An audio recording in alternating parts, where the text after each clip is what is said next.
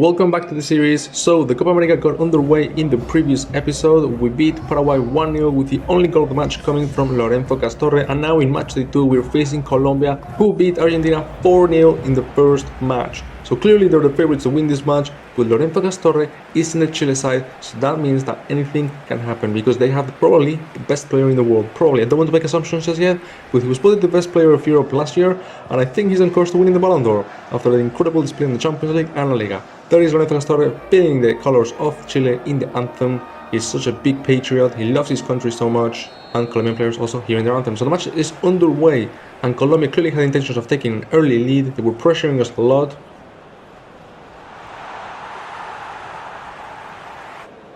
But Chile were growing into the game. A good opportunity, but the keeper gets to it and saves it.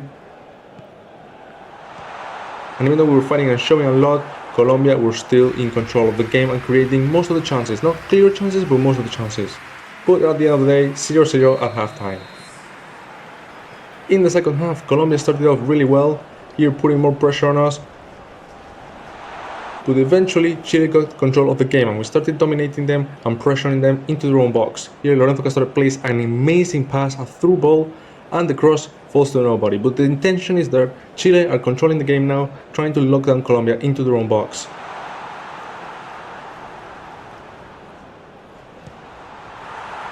What a good shot by my teammate, but the keeper saves it off to the post and we don't take the lead because we got really unlucky, but that was really close. Lorenzo Castorre here trying to dribble outside the box and he wins a foul in a very dangerous area. Clearly a foul there, we can see it in the replay. And it's a free kick. Will he score? Well, he hits the wall. Put on the rebound, what an amazing volley. Controlled it perfectly with his chest and hit it with his strong left foot, but the keeper got to it. It's not a goal, but it's very close. Lorenzo Castorre back in the box. Puts a crossing and it's cleared off by the defenders. Castorre showing his best place in Chile yet. And after that, Colombia created chaos in their box and we took the lead. Absolute chaos, Colombia giving away a goal for free. No idea what the hell they were thinking. But after that, they weren't able to fight back. And Lorenzo Castorre. 2-0. It was not an easy angle at all, but the keeper completely ate the shot, he squeezed through his arms.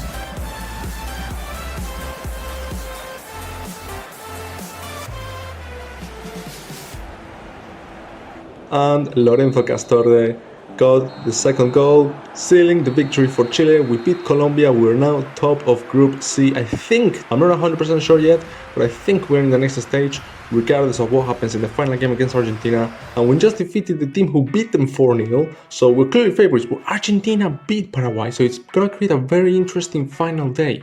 Because I think they are on 3 points now as well as Colombia, and we're on 6, so we could potentially see a 3-way tie with 6 points, potentially. But the only way to find out is to play Argentina. Obviously this is a very historical game in the South American continent and everyone knows it, we want a good performance, but there's no reason to risk too much, okay? First place is good and a draw works for us. The knockout stages are right outside and we want to be at the best level and not have any injuries or physical problems. Lorenzo Castorre is showing quick displays of his absolute quality.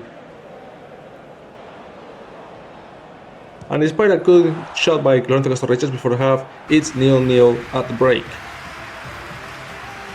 In the second half, Lorenzo Castorre is showing more intent to take the lead against Argentina, but it wasn't happening for him in this game. He already has 2 goals in the first 2 matches. And Argentina, their only chances came at the end and they weren't very clear, just from outside the box.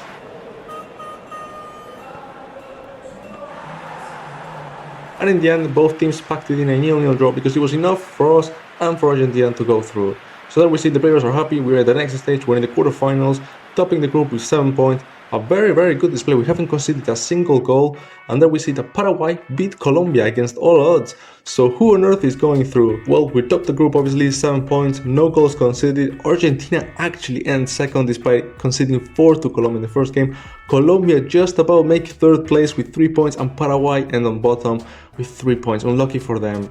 Mexico top the group, Brazil as the hosts go out in 3rd place, and Uruguay and Ecuador managed to salvage a spot in the quarterfinals. And we will face Ecuador in the next stage.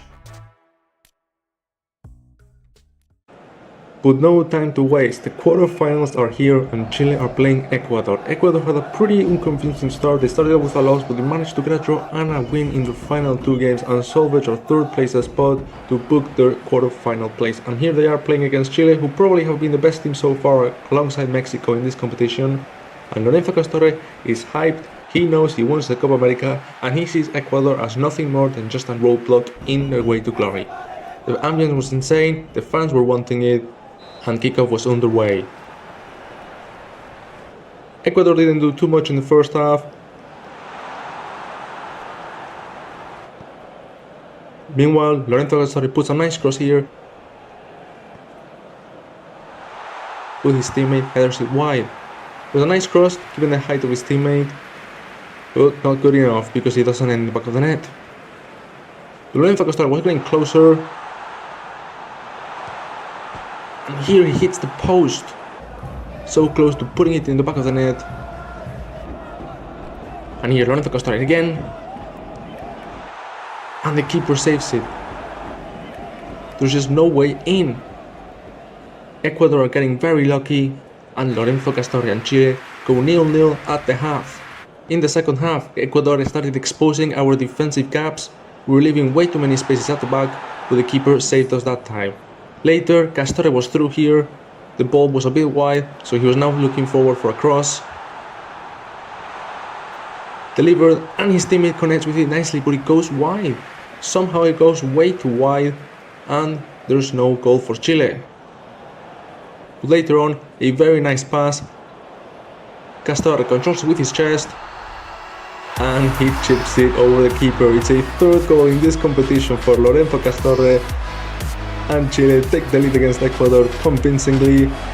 Castorre chipping it over the keeper. He tried and tried in the first half and it wasn't happening, but this time he makes the connection. What a good control, and nothing the keeper could do but watch how it went over his head. But immediately after, we left way too many gaps in the defense and we paid for it. Ecuador equalized, no mercy, and well, we were kind of screwed now. Our lead was completely gone within a minute. Just very tragic defending, unacceptable, and it got a lot worse. There's nothing to worry about because Lorenzo Castorre is playing for Chile and this is what he did right after.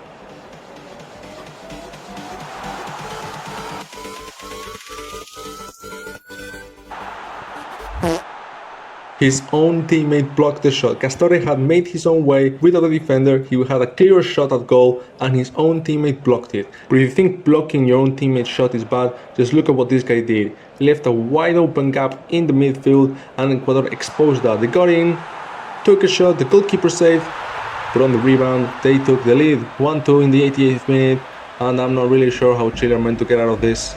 It looks like the final hit. And yep, that was full time. I really thought we had it in the bag, but the defense was leaving way too many gaps for some strange reason. Ecuador, well, they took advantage of them. And it's a sad ending. I really thought we were gonna go far in this competition. We did a pretty good group stage, so just being eliminated in the quarterfinals against an unconvincing Ecuador side just didn't feel nice.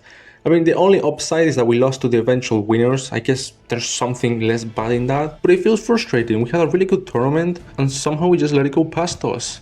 Lorenzo Castorre was pretty good, but that's going to be it for this episode. No Copa America trophy, but the new season with Real Madrid is starting very soon, and we're gonna play the Super Cup, the Spanish Super Cups. We also have the Club World Cup and the Champions League as always to look forward to, and the Ballon d'Or is coming up, and I think Lorenzo Castorre might be a favorite. So watch out, because this could get very, very interesting very soon. I'll see you in the next episode.